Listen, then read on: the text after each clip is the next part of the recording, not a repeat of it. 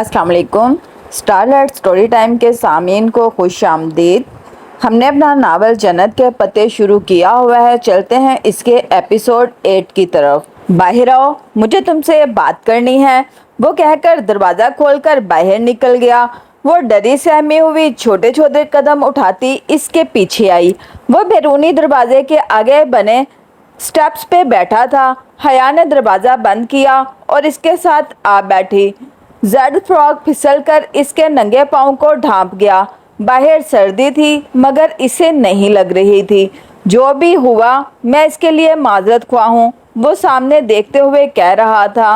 नीली जीन्स के ऊपर पहने भूरे स्वेटर को आदतन कोहनियों से ज़रा आगे मोड़े वो हमेशा की तरह वजीहा और स्मार्ट लग रहा था। गुस्सा अब कहीं नहीं था, वो पहले वाला धीमा सा और संजीदा जिहान बन गया था। अब्बा की तबीयत ठीक नहीं रहती, वो अपने हवासों में नहीं होते। कई दफ़ा उन्होंने मम्मी को भी मारने की कोशिश की है मगर मुझे कुछ नहीं कहते, डरते नहीं हैं, शायद नफ़रत करते हैं। सामने सब्ज़ा था, इससे आगे सफ़ेद लकड़ी की बाड़ और बाड़ से ही बना गेट। बाड़ के तख्तों की दराजों से बाहर गीली सड़क दिखाई देती थी। नम हवा घास पर से सरसराती हुई गुजर रही थी। वो घुटनों के गिर्द बाजू का हल्का बनाए चेहरा जिहान की जानी मोड़े बैठी थी। फ्रॉक का फर्श को छूना, दामन हवा की लहरों से फड़फड़ाता हुआ ऊपर उठ जाता तो पजामे की तंग चूड़ियों में मुकीद टखने और पाँव झलकते। मेरा भी दिल करता है कि मैं पाकिस्तान जाऊं, अपने रिश्तेदारों के दरमियान रहूं, अपना आबाई घर देखूं, मगर हम पाकिस्तान नहीं जाते।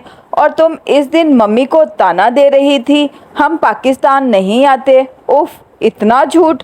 नहीं नहीं, वो गड़बड़ा गई मगर वो सुन नहीं रहा था। हया, हम कभी पाकिस्तान वापस नहीं जा सकते। मगर क्यों? वो सन्नाटे में रह गई। वो चंद लम्हे चुप रहा, फिर आहिस्ता से कहने लगा, मेरे दादा अपने कारोबार के सिलसिले में इस्तांबुल आया करते थे। इस घर की ज़मीन उन्होंने ही खरीदी थी। बाद में अब्बा ने इधर घर बनवाया, तब वो पाकिस्तान आर्मी की तरफ से यहाँ पोस्टेड थे। मैं इस्तांबुल में ही पैदा हुआ था और अब्बा की दोबारा इस्लामाबाद पोस्टिंग होने के बाद भी मैं और मम्मी इधर दादा के साथ रहते थे। मेरे दादा बहुत अच्छे, बहुत अजीम इंसान थे। उन्होंने मुझे बहुत कुछ सिखाया था, दीन, दुनिया, इज़्ज़त, बहादुरी और वक़ार से जीने और शान से मरने का सबक उन्होंने ही मुझे दिया था। मैं 8 साल का था जब वो फोत हुए तो मैं और मम्मी कुछ अर्सा के लिए पाकिस्तान आ गए और तब ही वो वाक़या हुआ जिसने हमारी ज़िंदगी बदल दी। हया का सांस रुक गया। तभी तो इनका निकाह हुआ था। क्या वो बाखबर था? हया की खुशफहमियाँ। जिन दिनों मैं और मम्मी पाकिस्तान में थे बल्कि तुम्हारे घर में थे, अब्बा आनन फानन दफ्तर से फ़रार हो गए। फ़रार के लिए उन्होंने एक हसास मुकाम के ब्लूप्रिंट्स इनको बेच दिए थे जो हमेशा ख़रीदने के लिए तैयार रहते थे। सबूत उन्होंने कोई नहीं छोड़ा मगर तफ्तीश शुरू हुई तो बहुत कुछ खुलने लगा।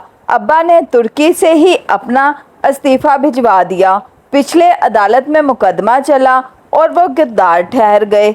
इनके जुराइम की फहरिस्त खासी तवील थी। इनको सज़ाए मौत सुना दी गई और उन्होंने तुर्की में सियासी पनाह हासिल कर ली। कुछ ताल्लुकात काम आए और कुछ रिश्वतें अब्बा को तुर्क हुकूमत कभी डिपोर्ट ना कर सकी, ना ही इंटरपोल ने कोई कदम उठाया। किस्सा मुख्तसर, अब्बा जिस दिन पाकिस्तान की सरजमीन पर कदम रखेंगे वो गिरफ्तार हो जाएंगे और इनको फांसी दे दी जाएगी। ये बात तुम्हारे वालिदैन को पता है मगर बदनामी के डर से किसी को बताई नहीं जाती। वो किसी भी जज्बे से आरी निगाहों से सामने बाढ़ को देखता रहा। हया यकटिक उसे देखे गई। इसके घर में फुप्पो के शोहर का जिक्र कोई नहीं करता था। शायद दास्ता तौर पे ऐसा किया जाता था। मैं एक गद्दार का बेटा हूँ। मेरा बाप एक मुल्क दुश्मन है। इस जिल्लत के बावजूद हम अब्बा के साथ रहने पर मजबूर हैं। एहसास जुर्म है या कुदरत की तरफ से सज़ा, वो वक्त गुजरने के साथ साथ अपना जहन खोते जा रहे हैं। सजाए मौत का खौफ ان کے لیے ناسور بنتا جا رہا ہے۔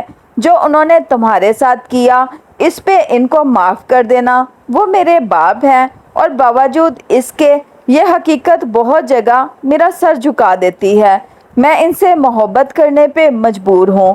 حیا نے گہری سانس لی۔ اس کے کسی قصے میں اس کا قصہ نہیں تھا، کسی داستان میں اس کی داستان نہ تھی۔ میں کام سے باہر جا رہا ہوں، آج کھانا کھا کر جانا۔ وہ اٹھا اور دروازہ کھول کر اندر چلا گیا۔ شاید وہ ابھی صرف تنہائی چاہتا تھا۔ حیا گردن موڑ کر اسے جاتے ہوئے دیکھنے لگی۔ وہ ننگے پاؤں لکڑی کے فرش پہ چلتا سیڑھیوں کی طرف بڑھ رہا تھا۔ حیا، ختیجہ، ٹالی نے انہیں اس وقت پکارا جب وہ دونوں ڈی جے کی بینک پہ بیٹھی اس کی شاپنگ پہ تبصرہ کر رہی تھی۔ 14 فروری کی دوپہر تھی اور ترکی آئے 8واں روز تھا اور ڈی جے جو ویلنٹائن ڈے کی رونق دیکھنے آج ٹاکسم گئی تھی مایوس لوٹ آئی تھی۔ پاکستان کے برعکس ترک ہر کام چھوڑ کر سرخ رنگ میں نہیں نہا جاتے، بلکہ سوائے سرخ پھولوں کی فروخت کے استنبول میں ویلنٹائن ڈے کوئی آثار نہ تھے۔ جب ڈی جے خوب مایوس ہو چکی تو اس نے یہ کہہ کر اپنے خیالات میں ترمیم کر لی کہ بھاڑ میں گیا سینٹ ویلنٹائن، ہمیں اس تہوار سے کیا لینا دینا۔ اس کی اس گفتگو میں مخل ہونے والی اسرائیلی ایکسچینج اسٹوڈنٹس تھی۔ ہاں، وہ دونوں جھک کر نیچے ہی دیکھنے لگی جہاں ٹالی ان کے بینک سے لٹکی سیڑھی کے ساتھ کھڑی تھی۔ وہ لڑکے تمہارا پوچھ رہے تھے؟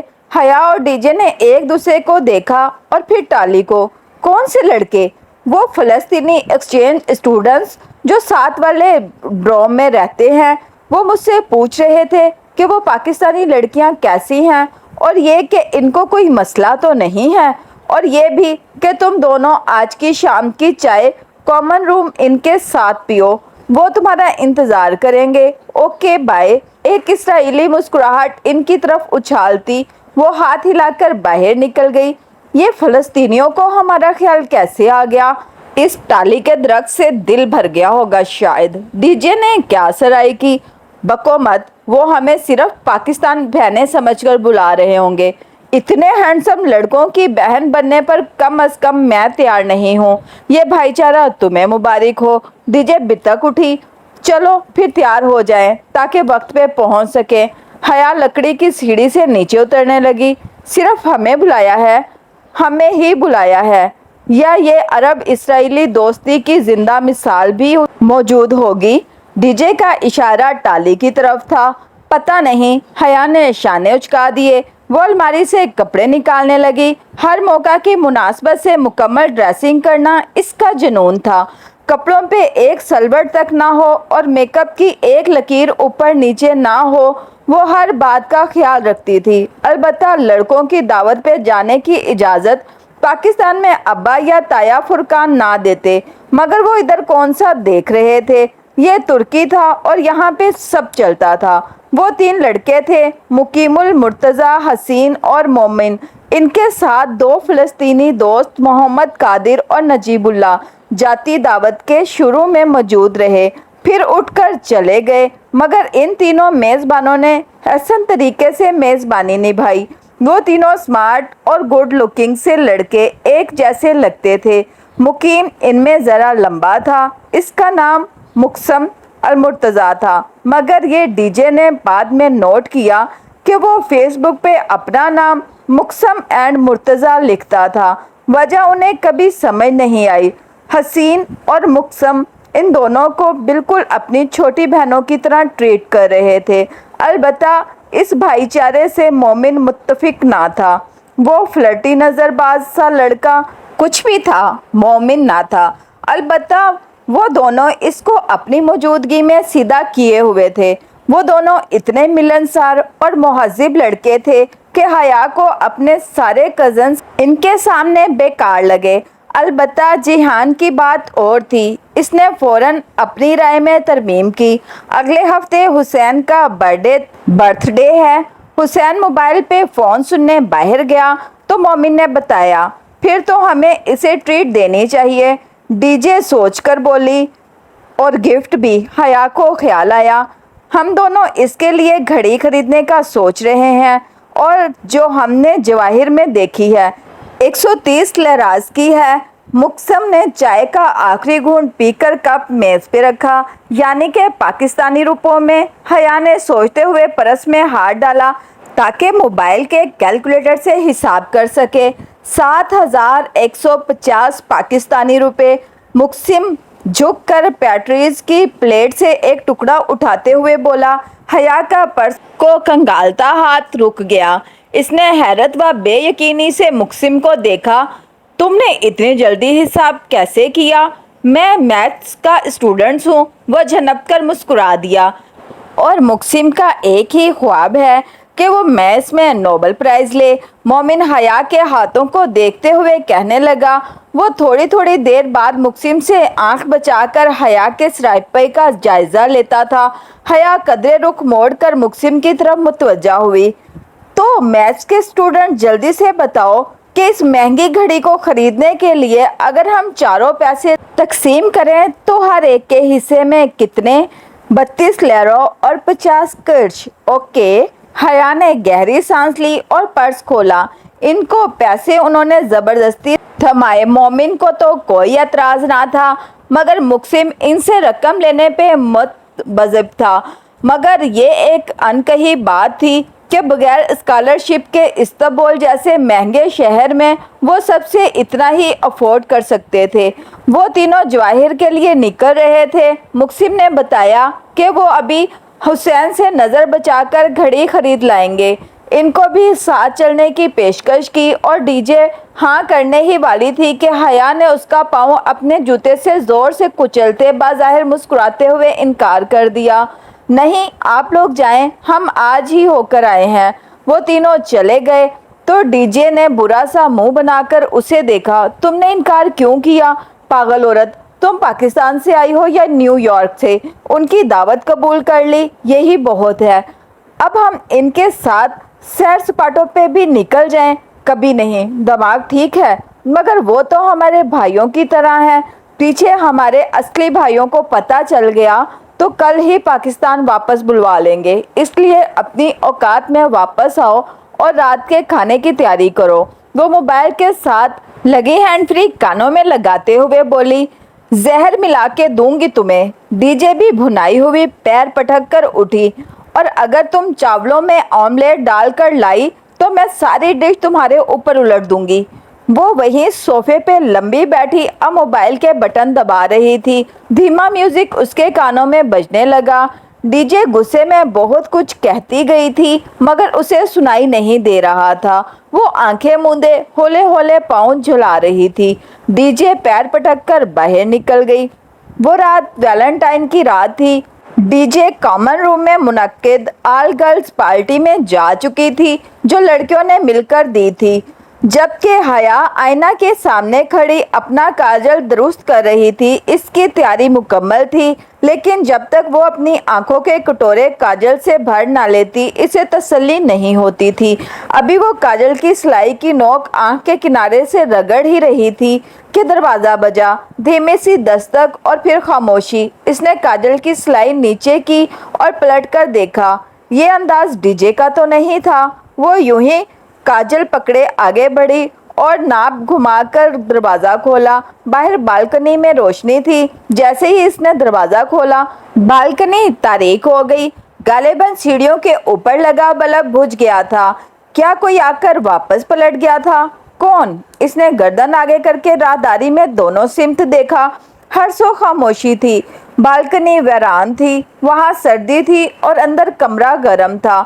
وہ چند ثانیے کھڑی رہی، پھر دھیرے سے شانے اٹکا کر پلٹنے ہی لگی تھی کہ اوہ نہیں! اس کے لبوں سے ایک اکتائی ہوئی کرا نکلی۔ چوکھٹ پہ اس کے قدموں کے ساتھ سفید گلابوں کا بوکے اور ایک بند لفافہ رکھا تھا۔ وہ جھکی، دونوں چیزیں اٹھائی اور جاہرانہ انداز میں لفافے کا منہ پھاڑا، اندر رکھا چوکور کاغذ نکالا اور چہرے کے سامنے کیا۔ Happy Valentine Day from your Valentine. اس نے لب بھینچ کر تفنفر سے وہ تحریر پڑھی اور پھر بے حد غصے سے کاغذ موڑ کر گلدستے سمیت پوری قوت سے راہداری میں دے مارا۔ आउच! वो वापस मुड़ने ही लगी थी जब किसी की बुखलाई हुई आवाज सुनी। इसने चौंक कर पीछे देखा। गुलदस्ता और कागज सीधे हाथ वाले कमरे से निकलते मुक्सिम को जा लगे थे और इससे टकराकर अब इसके कदमों में पड़े थे। ये क्या है? वो हक्का बक्का खड़ा था। आई एम सॉरी मुक्सिम, वो शायद बेजारी से बामुश्किल जब्त करके बोली। मुक्सिम को वजाहत देने का सोच कर ही इसे कोफत होने लगी थी। ये मैंने तुम्हें नहीं दिए बल्कि किसी फजूल इंसान ने मुझे भेजे हैं। तुम बुरा मत मानना और इनको डस्टबिन में फेंक देना। वो एक हाथ दरवाजे पर रखे दूसरे में काजल पकड़े जरा रुखाई से बोली थी। मुक्सिम ने झुककर वो कागज उठाया और सीधे होते हुए इसके शिकने दुरुस्त करके चेहरे के सामने किया। हया को कोफत होने लगी। मैं कह रही हूँ ना, सॉरी। वो जो कदरे भवें सुकेड़े कागज को देख रहा था चौंक कर उसे देखने लगा। नहीं, इट्स ओके, मगर ये तुम्हें सबांजी में कोई तंग कर रहा है? वो तहरीर पे निगाहें दौड़ाते तशवीश से पूछ रहा था। ये बात नहीं है, ये बहुत पहले से मेरे पीछे पड़ा हुआ है। लंबी कहानी है, जाने दो, इसको कूड़े में फेंक देना। Good night. वो मजीद मुरब्बत का मुजाहरा किए बगैर दरवाज़ा बंद करने लगी थी जब वो हौले से बोला, ये गीला क्यों है? तुम रोई हो? कुछ था इसकी आवाज़ में। दरवाज़ा बंद करती हया रुकी, फिर पट नीवा किया और बालकनी में कदम रखा। मैं क्यों रोऊंगी? वो कागज़ को देखते हुए बोली। मुक्सिम कागज़ का निचले दाएं तरफ के किनारे पर उंगली फेर रहा था। फिर यह गीला क्यों है? शायद फूलों में पानी था। हया ने मकानकी अंदाज में नफ़ी में गर्दन हिलाई। नहीं, ये तो मोटे लिफाफे में मोहर बंद था। मुक्सिम ने वो नम हिस्सा नाक के करीब ले जाकर आंखें मूंदे सांस को अंदर खींची। Citrus, lemon lime. वो मतबजब सा हया को देखने लगा। क्या कह रहे हो? मुझे कुछ समझ नहीं आ रहा। किसी ने इसके निचले किनारे पे लेमन का रस लगाया है। फिर इसने ज़रा चौंक कर हया को देखा। तुम्हारे पास माचिस है? वो जवाब दिए बिना उल्टे कदमों पीछे आई और दरवाज़ा पूरा खोलकर एक तरफ हो गई। मुक्सिम कदरे झिझका, फिर कागज़ पकड़े अंदर दाखिल हुआ। हया ने अपनी और डीजे की कुर्सियां आमने सामने रखी और फिर टाली की मेज़ पर चीज़ें अलट पलट करने लगी। क्या तुम भी बचपन में लेमन के रस और आग वाला खेल खेलते थे? वो अब मेज़ की दराज खोलकर कुछ ढूंढ रही थी। मुक्सिम धीरे से हंसा। बहुत खेल खेले हैं और इनमें से अक्सर आग वाले होते हैं। फ़लस्तीन में बहुत आग है, शायद तुम ना समझ सको। चलो आज इन तुर्कों के खेल इस्राएली आग से खेलते हैं। वो दराज से एक सिगरेट लाइटर निकालकर इसके सामने कुर्सी पर बैठी और लाइटर इसकी तरफ बढ़ाया। मुक्सिम ने लाइटर का पहिया अंगूठे से दबाकर घुमाया तो आग का नीला शोला जल उठा। एहतियात से वो बेख्तियार कह उठी। मुक्सिम ने जवाब नहीं दिया। वो खत के नम हिस्से को जो अभी तक नहीं सूखा था शोले के करीब लाया। ज़रा सी तपिश मिली और अल्फाज उभरने लगे। बड़े बड़े करके लिखे अंग्रेजी के 3 हरूफ ARP और हरूफ N फ्रॉम योर वैलेंटाइन के नीचे लिखे थे। वो दोनों चंद लम्हे कागज के टुकड़े पे उभरे भूरे हरूफ को तकते रहे, फिर एक साथ गर्दन उठाकर एक दूसरे को देखा। आर्प, एरप, कैसा लफ्ज़ है ये? हया ने मुमकिना अदायगी के दोनों तरीकों से हर्फ को मिलाकर पढ़ा। शायद कोई नाम? क्या आर्प कोई तुर्क नाम है? मालूम नहीं। मुक्सिम ने इशारे उचका दिए। हया सोचती निगाहों से कागज को तकती रही। क्या मैं तुम्हारी कोई मदद कर सकता हूँ? इसने एक नज़र मुक्सिम को देखा, फिर मुस्कुराई।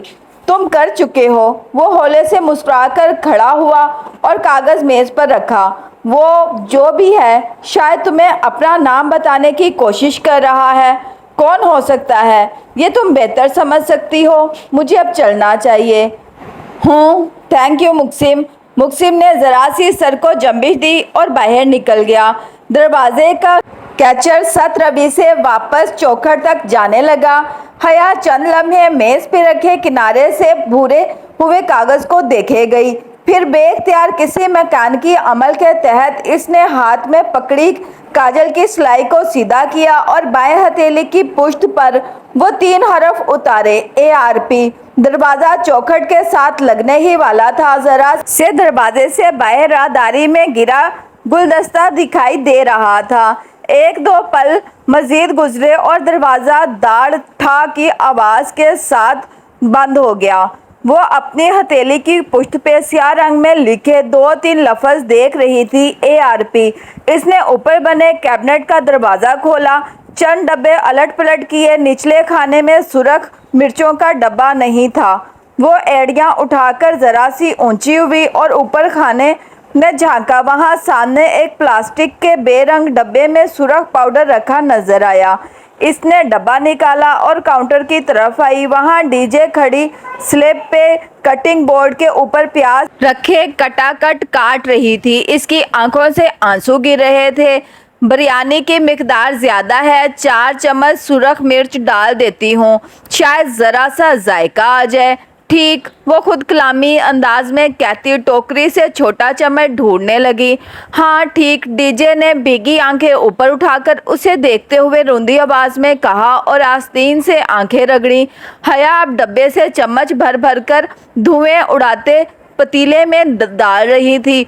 बालों का ढीला सा जुड़ा इसके पीछे गर्दन पर झूल रहा था। सादा शलवार कमीज पे ढीला सा सब्ज स्वेटर पहने हुए थी, जिसकी आस्तीनें इसने कोनियों तक मोड़ रखी थी।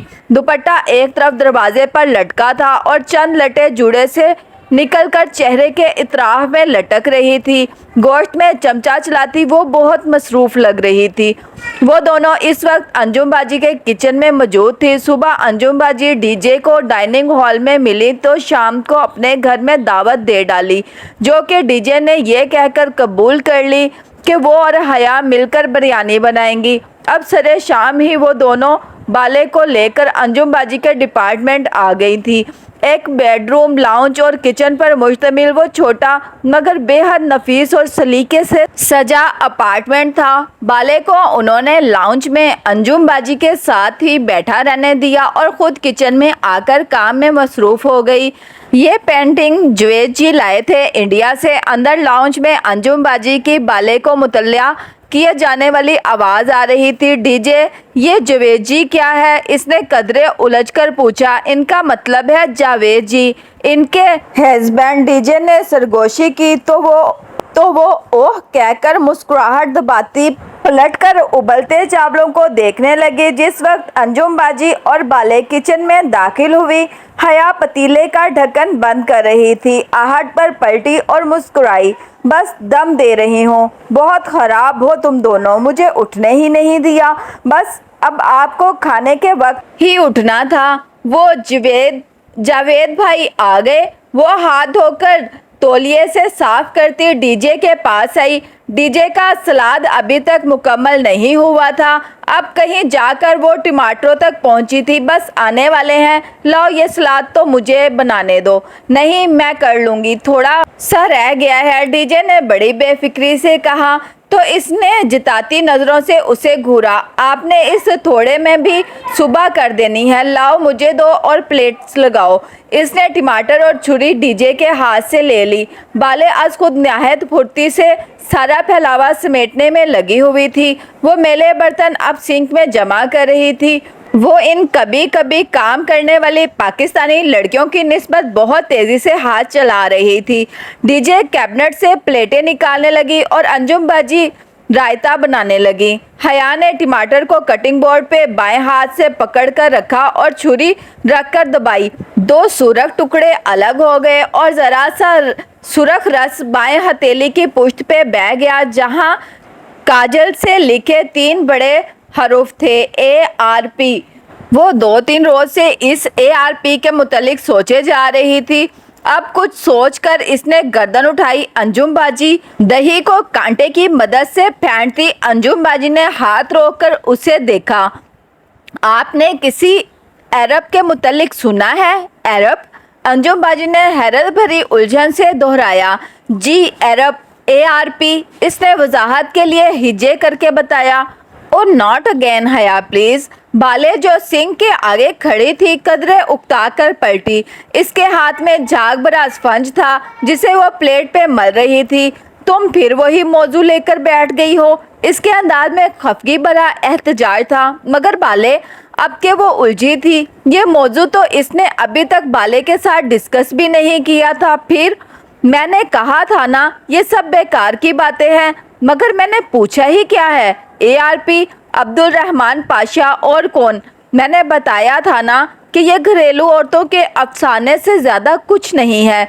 ये इस्तांबुल है, यहाँ कानून का राज है, माफिया का नहीं। अब इसके बाद मैं इस मौजू पे कुछ नहीं सुनूंगी। बाले अब पलट कर झाग से भरी प्लेट को पानी से खंगाल रही थी और वो हैरतों के समंदर में घिरी खड़ी थी।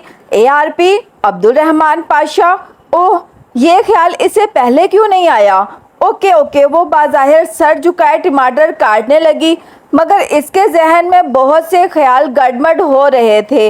बाले और जहान दोनों एक जैसे थे और अपने इस्तांबुल के दफा के अलावा कभी कुछ नहीं कहेंगे, इसे यकीन था। मगर किसी के पास तो कुछ कहने के लिए होगा और इसे इस किसी को ढूंढना था। वो मेज़ लगा रही थी जब जावेद भाई आ गए। वो PhD कर रहे थे और संभांची में पढ़ाते भी थे। बेहद मिलनसार, सादा और खुश इखलाक वैसी मर्द थे। पुराने पाकिस्तानी प्रोग्रामों के शौकीन और परस्तान। टीवी के साथ रैक में अनकही तन्हाइयाँ, धूप किनारे, आंगन टेढ़ा, अलिफ नून समेत बहुत से क्लासिक ड्रामों की DVDs कतार में सजी थी। इन दोनों मियाँ बीवी का एक दूसरे के लिए तर्ज तखातब बहुत दिलचस्प था। जावेद जी और आंजू जी, इसे बहुत हंसी आई। बाकी तीनों किचन में थी। जब हया पानी रखने मेज़ पर आई तो जावेद भाई को तन्हा बैठे पाया। वो किसी किताब की वर्दगर्दानी कर रहे थे। जावेद भाई, वो गड़बड़ा कर तस्सीह करने लगी। इनके सामने कुर्सी खींच कर बैठी और मोहतात निगाहों से किचन के दरवाजे को देखा। एक बात पूछनी थी आपसे। जी पूछिए। वो फौरन किताब रखकर सीधे हो बैठे। इस्तांबुल में एक इंडियन मुस्लिम रहता है, अब्दुल रहमान पाशा नाम का। आप इसे जानते हैं? वो मोहताज सी कुर्सी के किनारे टिकी बोलते हुए बार बार किचन के दरवाजे को भी देख लेती थी। कौन पाशा? वो बियो कदा वाला। और हया को लगा इसे इसके जवाब मिलने वाले हैं। जी वही, वो खासा मशहूर है। हाँ, सुना तो है मैंने भी। बियोकदा में इसका काफ़ी होल्ड है। वो माल इंपोर्ट एक्सपोर्ट करता है। क्या वो माफिया का बंदा है? असला स्मगलर करता है? एक प्रोफेसर को माफिया के बारे में क्या मालूम होगा हया जी? वो खसियाहट से मुस्कुराए। यानी कि वो वाकई ही माफिया का बंदा है और आपको मालूम भी है, मगर आप एतराफ़ नहीं करना चाह रहे हैं। इसने अंधेरे में तीर चलाना चाहा। मैं ठीक से कुछ नहीं जानता। उन्होंने सादगी से हथियार डाल दिए। दफ्तर किचन से अंजुम बाजी की चीख बुलंद हुई। वो कुर्सी के किनारे पे टिकी थी, घबरा उठी और किचन की तरफ लपकी। क्या हुआ? अंजुम बाजी सुरख बेजोर का चेहरा और आंखों में पानी लिए खड़ी थी। इनके हाथ में खाली चमचा था। मिर्चें? इतनी मिर्चें हया? नहीं, ये तुर्की की मिर्चें फीकी होती हैं। मैंने सिर्फ 4 चमचे। इनकी आंखें फैल गईं। ये तुर्की की नहीं, खालिस बम्बई की मिर्चें हैं। मैं सारे मसाले वहीं से लाती हूँ। और नहीं, इसने बेख्तियार दिल पे हाथ रखा, जबकि डीजे हंस कर दोरी हो रही थी। सर्दी का जोर पहले से जरा टूटा था। इस सुबह भी सुनहरी धूप ताकसिम स्क्वायर पे बिखरी थी। मुजस्मा आज़ादी के ग्रोहर सोने के ज़रात चमक रहे थे। वो दोनों सुस्त रवि से सड़क के किनारे चल रही थी जब डीजे ने पूछा, हया, ये ताकसिम नाम कितने मज़े का है। इसका मतलब क्या हुआ भला? मैं शहर की मेयर हूँ, जो मुझे पता होगा। नहीं, वो मेरी गाइड बुक में लिखा था कि ताकसिम अरबी का लफ्ज़ है और इसके मानी शायद बांटने के हैं, क्योंकि यहाँ से नहरें निकलकर सारे शहर में बट जाती थी। तुम्हें अरबी आती है? इसलिए पूछ रही हूँ। अरबी में तो ताकसिम नाम का कोई लफ्ज़ नहीं, और अरबी में बांटने को तकसीम कहते हैं। वो एकदम रुकी और बेख्तियार सर पे हाथ मारा। ओ, ताकसीम यानी तकसीम। अगर गोरों की तरह मुंह टेढ़ा करके पढ़ो तकसीम को तो ताकसीम या टाकसीम बन जाता है। ताकसीम, वाओ! ये वो दोनों इस बात पे खूब हंसती हुई आगे बढ़ने लगी। वो शॉपिंग के इरादे से आज इस्तकलाल स्ट्रीट की तरफ आई थी। इस्तकलाल जर्सी स्ट्रीट ताकसीम के करीब से निकलने वाली एक लंबी सी गली थी। वो गली दोनों तरफ से कदीम आर्टिकल्स वाली ऊंची नीची इमारतों से घिरी थी। गली बेहद लंबी थी। वहाँ इंसानों का एक रश हमेशा चलता दिखाई दे रहा होता। बहुत से सामने की तरफ जा रहे होते और बहुत से आपकी तरफ आ रहे होते। हर शख्स अपनी धुन में तेज तेज कदम उठा रहा होता। गली के दरमियान एक पटरी बनी हुई थी जिस पर एक तारीखी सुर्ख रंग का छोटा सा ट्राम चलता था। वो पैदल इंसानों की रफ्तार से दुगनी रफ्तार से चलता और गली के एक सिरे से दूसरे सिरे तक पहुंचा देता। इस गली को खत्म करने के लिए भी घंटा तो चाहिए था। वहां दोनों इतराफ में दुकानों के चमकते शीशे और ऊपर कमकमे लगे थे। बाजार, night clubs, restaurants, coffee shops, designers wares वगैरह गर्ज हर किस्म की दुकानें वहां मौजूद थी। चंद रोज पहले वो इधर आई तो सिर्फ विंडो शॉपिंग में ही 2.5 घंटे गुजर गए और तब भी वो इस्तकलाल जर्सी के दरमियान पहुंची थी। सो थक कर वापस हो ली। हया, तुमने देखा इस्तकलाल स्ट्रीट जैसे मॉडर्न इलाके में भी हर थोड़ी दूर बाद प्रेयर हॉल जरूर है। बड़े नेक हैं भाई तुर्क। वो दोनों तंजिया हंसी और फिर मतलाशी निगाहों से इधर उधर देखने लगी। इस्तकलाल स्ट्रीट आने का असल मकसद जेहान से मिलना था और वो सिर्फ इसलिए यहाँ आई थी कि बर्गर किंग जाए और मैं यहाँ से गुजर रही थी तो सोचा कहकर इससे मुलाकात का बहाना ही ढूंढ ले। वो दोनों साथ साथ तेज रफ्तार से चल रही थी। वहाँ हवा तेज थी और हया के खुले बाल उड़ उड़कर इसके चेहरे पर आ रहे थे। वो बार बार जैकेट की जेब से हाथ निकालती और उन्हें कानों के पीछे अड़ेसती। तभी इसने बर्गर किंग का बोर्ड देखा तो डीजे को बताए बिना रेस्टोरेंट के दरवाजे तक आई और इससे पहले के दरवाजे पे हाथ रखती दरवाज़ा अंदर से खुला और कोई बाहर निकला। वो बेख्तियार एक तरफ हुई। वो जिहान था। वो इसे पहचान गई थी मगर वो अकेला नहीं था। वो इसके सामने से आता साथ से गुजर कर निकल गया तो वो पलटकर देखने लगी। डीजे ने इसे रुकते नहीं देखा था। वो अपनी धुन में दुकानों को देखती चलती गई और लोगों के रेले में आगे बह गई। हया यूं ही अपने घुटनों तक आते स्याह कोट की जेबों में हाथ डाले उसे देख रही थी। अब वो हवा के रुख पे खड़ी थी तो इसके बाल पीछे की तरफ उड़ने लगे थे। जेहान इससे दूर जा रहा था। इसके साथ एक दराज कद लड़की भी थी। कोट स्कर्ट में मबलूस अपने सुर्ख बालों को ऊंचे जूड़े में बांधे वो लड़की नागवारी से हाथ हिला हिलाकर कुछ कह रही थी। जिहान ने इसे नहीं देखा। इसे यकीन था। वो दौड़कर इनके पीछे गई। वो दोनों बहुत तेज चल रहे थे। इनकी रफ्तार से मिलने की सही में वो एशियाई लड़की हाँफने लगी। बामुश्किल वो इनके ऐन अकब में पहुंच पाई। लड़की बुलंद आवाज में सर हिलाती कुछ कह रही थी। जिहान भी खासा झुंझलाया हुआ जवाबन बहस कर रहा था। वो तुर्क बोल रहे थे या कोई दूसरी जुबान। वो फैसला ना कर पाई। शायद तुर्क नहीं थी। वो बहुत लंबे लंबे फिक्रे बोल रहे थे और जितनी तुर्क हया ने अब तक सुनी थी वो ऐसी नहीं थी। तुर्क में फिक्रे छोटे होते थे। बस फाल इस्तेमाल किया और इसके आगे पीछे साबके लाइके लगा लगा कर एक बड़ा लफ्ज बोल दिया जो मैनी है कई फिक्रों के बराबर होता था। जिहान वो शोरो रश में बामुश्किल इतनी आवाज से इसे पुकार पाई कि वो सुन सके। इसकी तीसरी पुकार पे वो रुका।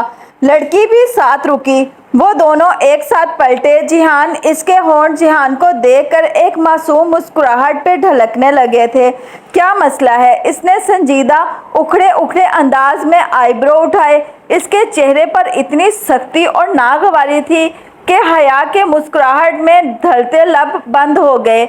इसका रंग फीका पड़ गया। मैं हया वो बेयकीनी से बिना पलक झपके उसे देख रही थी। इसे शक गुजरा कि जिहान ने इसे नहीं पहचाना। हाँ तो फिर? वो भवें सकेड़े बोला। वो लड़की कोट की जेबों में हाथ डाले खड़ी नापसंदीदगी से हया को देख रही थी। फिर हया ने बेयकीनी से ज़ेरे लब दोहराया। وہ ششرد سی حیران جہان کو دیکھ رہی تھی۔ کوئی کام ہے وہ بامشکل ضبط کر کے بولا۔ حیا نے دھیرے سے نفی میں سر ہلایا۔ اس میں بولنے کی سخت نہیں رہی تھی۔ تو میری شکل کیا دیکھ رہی ہو؟ جاؤ۔ وہ شانے جھٹک کر پلٹا۔ لڑکی بھی ایک اچٹتی نگاہ اس پر ڈال کر مڑ گئی۔ استقلال اسٹریٹ پر لوگوں کا ریلا آگے بڑھ گیا۔ جہان، سکندر اور اس لڑکی کے پیچھے بہت سے لوگ اس سمت میں جا رہے تھے۔ کتنی ہی دیر وہ ساکت کھڑی بہت سے سروں کی پشت کے درمیان ان دونوں کو دور جاتے دیکھتی رہی۔ اس کی پلکیں جھپکنا بھول گئی تھیں۔ ان دونوں کے سراپے ہجوم میں گم ہو رہے تھے۔ وہ دو نقطے بنے جا رہے تھے، مدھم، دور، بہت دور۔ حیا ڈی جے کہیں دور اتھل پتھل سی سانسوں کے درمیان چلا رہی تھی، مگر وہ سن نہیں رہی تھی۔ وہ اسی طرح بھیڑ کے درمیان پتھر ہوئی کھڑی اسی سمت دیکھ رہی تھی۔ وہ بہت دور جا چکے تھے۔ ساکت پتلیوں میں اب درد ہونے لگا تھا۔ بالآخر بوجھ سے اس کی پلکیں گریں اور جھک کر اٹھی تو منظر بھیگ چکا تھا۔ اس نے پھر سے پلکیں جھپکائیں تو بھیگی آنکھوں سے قطرے رخساروں پہ گرنے لگے۔ سامنے کا منظر قدرے واضح ہوا، مگر لمحے بھر کی تاخیر سے اس کا تعاقب ہار گیا تھا۔ وہ دونوں بھیڑ میں گم ہو گئے تھے، اپنا منظر کھو چکی تھی۔ آنسو ٹپ ٹپ اس کی تھوڑی سے نیچے گردن پہ لڑکتے گئے۔ حیا، کدھر رہ گئی تھی تم؟ ڈی جے نے نڈھال سی آ کر اس کا شانہ جھنجھوڑا۔ اس کا سانس پھول چکا تھا اور وہ ہانپ رہی تھی۔ میں کہیں بہت پیچھے رہ گئی ہوں ڈی جے، وہ اسی سمت دیکھتے ہوئے بڑبڑا رہی تھی۔